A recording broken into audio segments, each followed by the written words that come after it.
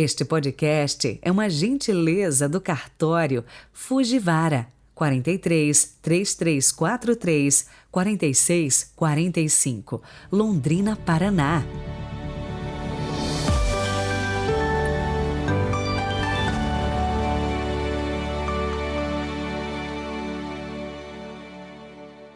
Olá, bom dia! E como diz o pessoal, sextou. E aí, muita coisa programada para este fim de semana? Nós aqui da Paróquia do Rocio, em Londrina, estamos encerrando o mês da padroeira. E se quiser compartilhar um pouco como vai ser o seu final de semana, conte aí pra gente. Deixa aí nos comentários. Sexta-feira, 25 de novembro de 2022. Rezemos.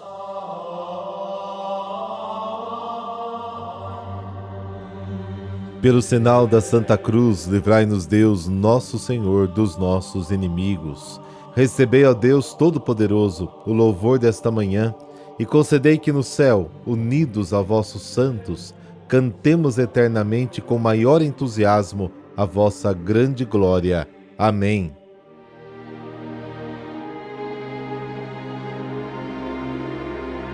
Lucas, capítulo 21, versículos de 29 a 33. O Senhor esteja convosco, Ele está no meio de nós. Proclamação do Evangelho de Jesus Cristo segundo Lucas. Glória a vós, Senhor. Naquele tempo, Jesus contou-lhes uma parábola. Olhai a figueira e todas as árvores. Quando vedes que elas estão dando brotos, logo sabeis que o verão está perto. Vós também, quando virdes acontecer essas coisas, ficai sabendo que o reino de Deus está perto. Em verdade eu vos digo, tudo isso vai acontecer antes que passe esta geração. O céu e a terra passarão, mas as minhas palavras não hão de passar. Palavra da salvação, glória a vós, Senhor.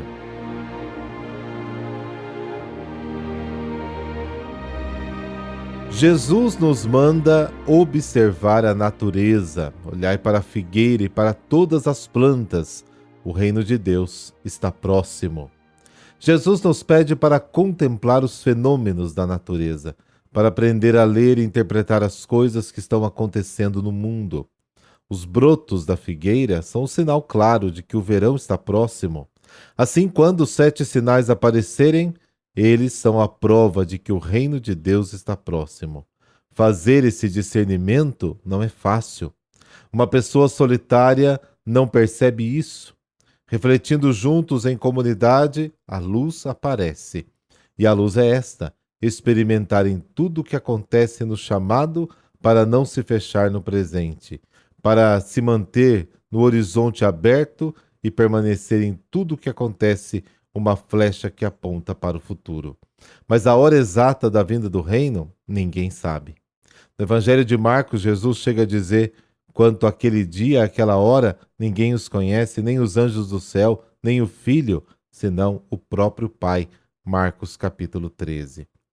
Em verdade vos digo, não passará esta geração sem que tudo isso aconteça. Passará o céu e a terra, mas as minhas palavras não passarão. Essas palavras de Jesus evocam a profecia de Isaías, que diz o seguinte, lá no capítulo 40. Todo homem como a erva, e toda a sua glória como a flor do campo. A erva seca, a flor murcha, quando o sopro do Senhor sopra sobre eles. A erva murcha, murcha a flor, mas a palavra do nosso Deus permanece para sempre. A palavra de Jesus é a fonte da nossa esperança.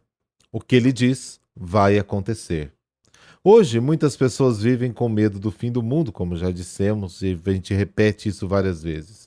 Alguns, apoiando-se numa leitura errônea e fundamentalista do Apocalipse de João, chegam até a calcular a data exata do fim do mundo. Isso aconteceu muito nas vésperas do ano 2000. Antigamente, a partir dos 1000 anos mencionados no Apocalipse, lá no capítulo 20, costumava se repetir: passou um ano de 1000, mas não passará o ano de 2000. Assim, ao se aproximar o ano 2000, muitos ficaram preocupados. Teve pessoas que, preocupadas com o fim do mundo que se aproximava, tiraram até a própria vida. Mas 2000 se passou e nada aconteceu. O fim do mundo não aconteceu. Nas comunidades cristãs dos primeiros séculos havia o mesmo problema. Eles viviam na expectativa da vinda iminente de Jesus. Jesus virá realizar o juízo final para pôr fim à história injusta do mundo aqui na Terra e inaugurar a nova fase da história, a fase definitiva do novo céu e da nova terra.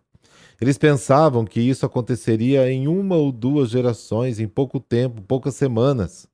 Muitas pessoas ainda estariam vivas quando Jesus aparecesse glorioso no céu. 1 Tessalonicenses capítulo 4, Marcos capítulo 9.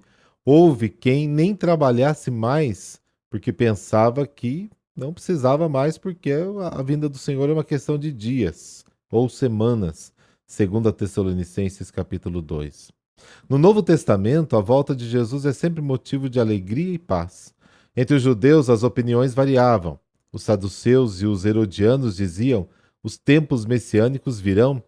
Achavam que seu bem-estar durante o governo de Herodes era uma expressão do reino de Deus, por isso não aceitavam mudanças e combatiam a pregação de Jesus, que convidava as pessoas a mudarem e se converterem. Os fariseus diziam: a vinda do reino dependerá do nosso esforço em observar a lei. Os essênios diziam: o reino prometido virá somente quando tivermos purificado a terra de todas as impurezas. Entre os cristãos havia a mesma variedade de opiniões. Alguns da comunidade de Tessalônica, na Grécia, confiando na pregação de Paulo, diziam: Jesus voltará. 1 Tessalonicenses capítulo 4, 2 Tessalonicenses capítulo 2. Paulo responde que não era bem assim como eles imaginavam. E os que não trabalhavam, ele diz o seguinte: quem não trabalha não tem o direito de comer. Provavelmente eram pessoas que na hora das refeições iam pedir comida na casa dos vizinhos. Outros cristãos pensavam que Jesus só voltaria depois que o evangelho fosse proclamado no mundo inteiro. Atos capítulo 1, versículo 6. E eles achavam que quanto maior o esforço para evangelizar, mais rápido viria o fim do mundo. E outros, ainda cansados de esperar, diziam: ele nunca mais voltará. 2 Pedro capítulo 3.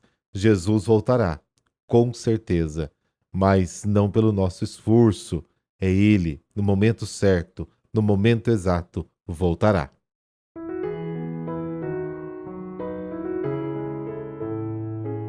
Santa Catarina de Alexandria. A vida e o martírio de Catarina de Alexandria, no Egito, estão de tal modo mesclados às tradições cristãs que ainda hoje fica difícil separar os acontecimentos reais do imaginário de seus devotos. Mas, segundo documentos gregos, seu nome original era Ecatarina, mártir durante a perseguição do imperador Diocleciano por volta do ano 305. Descrita como uma jovem muito bela e muito culta, foi denunciada como cristã ao imperador pagão Maximiano, a quem teria censurado pela perseguição aos fiéis e por seu profundo conhecimento filosófico, demonstrado a falsidade dos deuses e a veracidade do cristianismo. Impressionado, o imperador convocou alguns filósofos que deveriam refutá-la, mas que, ao contrário, foram por ela convertidos. Foram então condenados à morte junto com Catarina, cujo suplício deveria ser o dilaceramento corporal através de lâminas presas a uma roda. Esta roda, porém, ao passar sobre o seu corpo, partiu-se ao meio. Após várias outras torturas, Catarina foi decapitada. Por volta do ano 1000, parte de suas relíquias foram levadas a um mosteiro beneditino na França, tornando-se famoso o seu poder milagroso. Abençoe-vos o Deus Todo-Poderoso, Pai, Filho e Espírito Santo. Amém. Bom final de semana para você.